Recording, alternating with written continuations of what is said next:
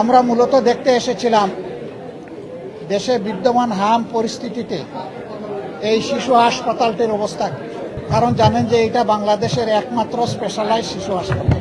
সারা বাংলাদেশ থেকে রেফার করা জটিল রোগীগুলো এখানে আসে। আমরা জানি এই হাসপাতাল 1972 সালে 50টা বেড নিয়ে তার যাত্রা শুরু করেছিল।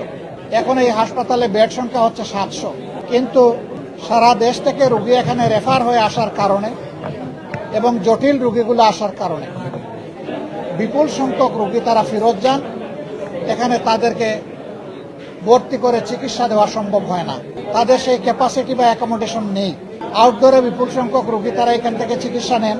একটা দিক ভালো আমরা দেখে আসলাম যে হাসপাতালটা পরিষ্কার পরিচ্ছন্ন এবং ফ্লোরের মধ্যে রাস্তার মধ্যে কোনো বেড ফেলা নেই। এখানে সরকারি হাসপাতালগুলোতে গেলে ভিন্ন দৃশ্য দেখা যায়, এইটা এখানে নেই।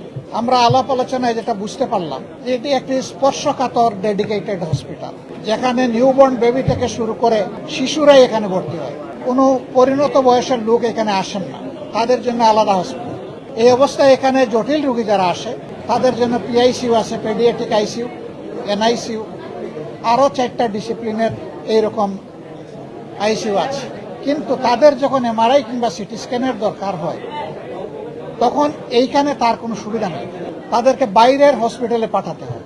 এমনি এই রোগীগুলো খুব ঝুঁকিপূর্ণ, এরপরে যদি আবার বাইরে পাঠাতে হয় যে কোনো বিপত্তি ঘটতে পারে।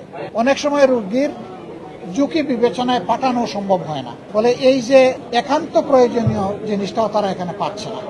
আমরা ইনশাল্লাহ সংসদে এটা নিয়ে আমাদের শিশু সমাজের জন্য কথা বলবো ইনশাল্লাহ। এই হাসপাতালটি সরকারি নয়, এটি একটি সংবিধিবদ্ধ প্রতিষ্ঠান। সরকার আগে জানতে পারলাম প্রতি বছর 30 কোটি টাকা এখানে অনুদান দিত, গতবার 2 কোটি কমিয়ে এটা 28 কোটি করা হয়েছে। ক্রমবর্ধমান চাহিদার আলোকে বাড়ানো দরকার, কমানোর প্রশ্ন আসবে কেন? কারণ আমাদের বাজেট তো প্রতি বছর বৃদ্ধি পাচ্ছে। আমরা সংসদে এটি নিয়েও কথা বলবো ইনশাআল্লাহ।